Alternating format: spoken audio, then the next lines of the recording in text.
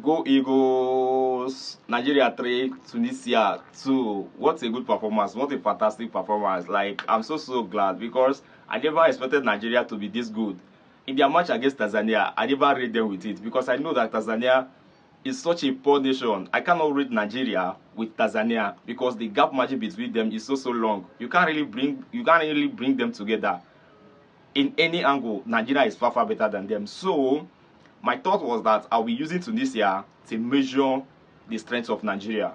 And then as I did that, lo and behold, Nigeria actually did well. I must confess, like, they beat my imagination. I was like that I'm going to test the strength of Nigeria, what they can do, how prepared they are for this Afcon after they must have finished playing against Tunisia.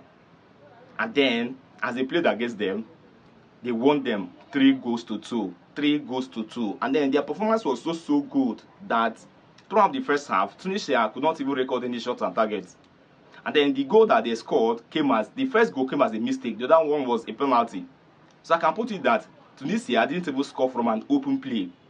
Because that one that they scored, the first goal that Mabali made a mistake, had it been Mabali was active enough, or he didn't slide and then fall like that, it wouldn't have happened.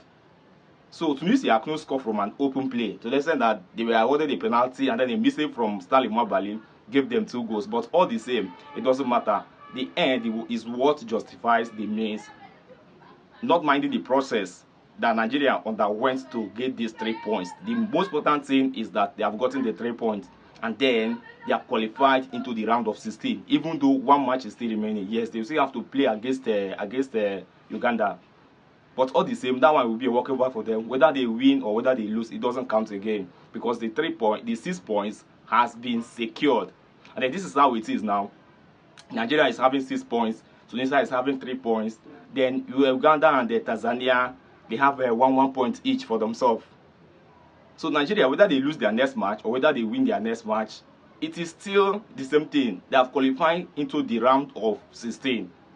And then I still beckon on them to do the best they can to win the next match against Uganda, so that they will come up with 9 points. You know that the best team will always face the lower team. That is, the first goes for the second. So it is assumed that the first in each group will be facing the second in the other group. And then from that permutation alone, you will see that Nigeria will be facing a lesser stronger team in the round of 16. Instead of them coming second to face a stronger team, they are coming first to face a lesser stronger team. That's the second in whichever group that they will be playing against. That's a good way of doing it. So the Super Eagles have succeeded in qualifying for the round of 16, which is what many Nigerians want now as a make-up for missing out of 2026 FIFA World Cup. So that being that, let us look at the key things that happened in that very game. The key things, all the way from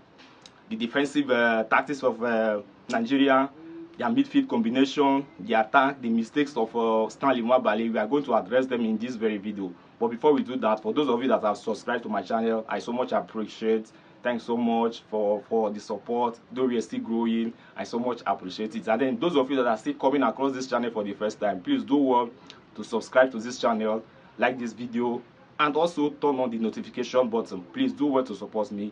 It will go a long way in encouraging me so that we can be enjoying this football that we're enjoying together. The that of Africa, La Liga, Premier League, Serie A, League One, MLS, and even the that of Saudi League. We'll be capturing all of them. So all the same, let us proceed.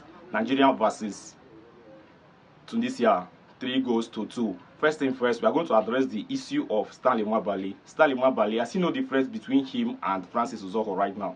I must be open to you.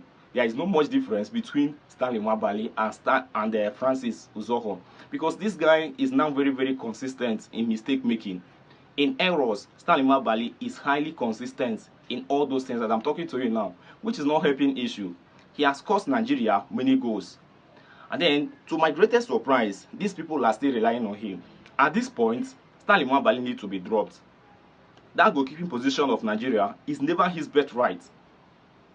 So, let another person come. Let there be a competition between him and then another goalkeeper. As a matter of fact, let it be Uzoho. Yes, because of Baseke and there is no much competition for him, but let there be competition. Let's see what Uzoho can offer in that goal post. Though he has done it before now, and then his performance was not all that good. And right now, Stanley Mabali is doing his own. So let us just create that competition between them so that let's see if he can bring out the best in this goalkeeper. Because Stanley Mabali is in it that he has cemented that goalkeeping position. And even when he makes mistake, he will still be the one that will play in the next match, which is very, very wrong. Stanley Mabali is now very, very consistent with errors. How can he fall like that? And then to me, he does not even look fit anymore. He's so big. He doesn't have reflex. There's no leg tackles. He's so big to be a goalkeeper right now. The weight is too much. And then he's very, very consistent in making mistakes. So for me, Stanley Mabali is a no for me. Understand? That's why it pained me very much when I learned that Maduka Okoye will no longer be available for this Afcon. The thing really touched me. But all the same, I wasn't in a position to decide it. But left for me, I would have wanted Maduka Okoye to be part of this tournament. But it's a pity that he couldn't make it into the list. But Stanley Mabali, something needs to be done about him ASAP. Because had it been this were to be a final, this is what we would have done. Or had it been that they were just playing a goalless draw, he would just lie like this and fall. From there, Nigeria will concede a goal, which created panic. The funny thing is that Stanley Mabali throughout the first half was not even tested. He wasn't tested at all. There was no pressure on Nigeria's side. And then the little pressure that came, Stanley Mabali made a mistake that led to a goal. How much more if there were pressure on the side of Super Eagles of Nigeria? What would have happened? What would have happened? So Stanley Mabali is, for me, is a big no. Is a big no. Let us start giving Francis Uzoho a chance, because I'm very sure that Francis Uzoho cannot make this mistake. And there is nothing special in the goalkeeping of Stanley Mabali anymore. Like, what he's now doing in the goalpost is something that even a pregnant woman can do. So I think it's time that we make a reconsideration of that goalkeeping position. Stanley Mabali, he's no longer there at all. Like, Nigeria does not have a goalkeeper. Nigeria does not have a goalkeeper. And then the earlier we realize that, the better for us. So that being said, we also look at that midfield combination of Frank Onyeka and Wilfred Ndidi and Alex Iwobi. Just like I said in my preview analysis, that I want Frank Onyeka to be in that midfield. It was as if Eric Chile heard what I said and then he had to introduce him. All of us saw how free Alex Iwobi was in that midfield, because you see the best of him when you do not give him physical activities to do. Like, you don't give him work to mark or to tackle. Get other people that can do the job for him, then you will see the best of Iwobi. That was the exact thing that happened. Wilfred Ndidi and Frank Onyeka were just busy doing the job for Alex Iwobi. And then the midfield balanced very well. Ndidi marshaled the midfield, and then he recorded a goal for himself. That's a fantastic. He played fantastically well. Frank Onyeka was also into the game.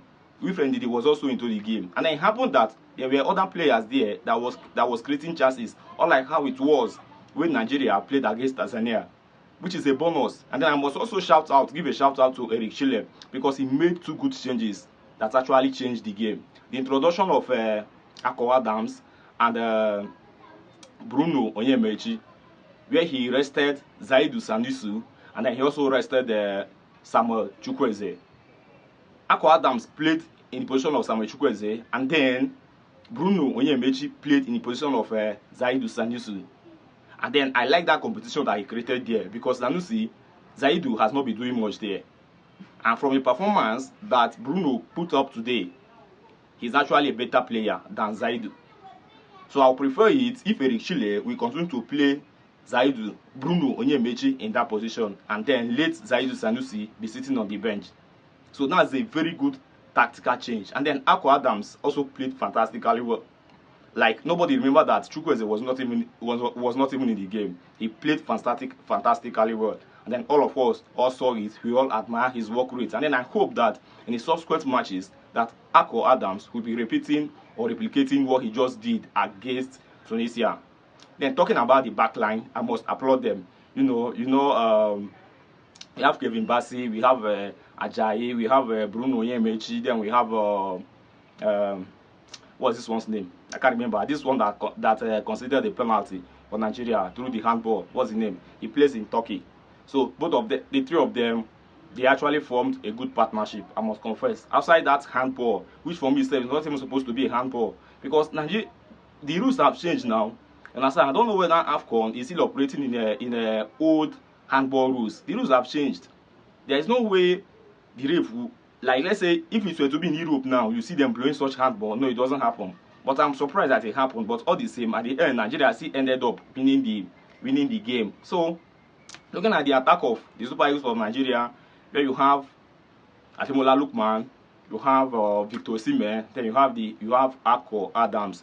These people, they actually put up a fantastic performance. I must confess, Ademola Lookman with a good finishing, like a good finishing. Then Victor Osimhen also scored up to 2 goals, but one was cancelled. Then Akko Adams, like, the guy is just so good. The attack of Nigeria was very, very fantastic, I must confess. So they actually put up a good performance all the way from the midfield, from the tactical change that Eric Chile carried out, the attack of Nigeria, and also the defense of Nigeria, except Stanley Nwabali. Except him, every other position was fantastically well taken care of, except the goalkeeping position of Nigeria. But the most important thing is that Nigeria have secured the 3 points. That's the most important thing, and then they have made it into the round of 16. That's what matters to all. It doesn't matter the process that it took. Just let the end justify the means, and then that is what Nigeria just did. So I'm so glad for them, and then we look forward to the day that Nigeria will be playing against Uganda. But what I have to tell you now is that it has been taken care of. The group stage of the Afcon for the Super Eagles of Nigeria has been taken care of positively, and then Nigeria has qualified into the round of 16. So let us know your opinion in the comment section. Thanks for staying with me this long, and also your decent opinion. And if you are just coming across this page, do well to subscribe to my channel, and at the same time turn on the notification button for more videos like this. Thanks for staying tuned. God bless you.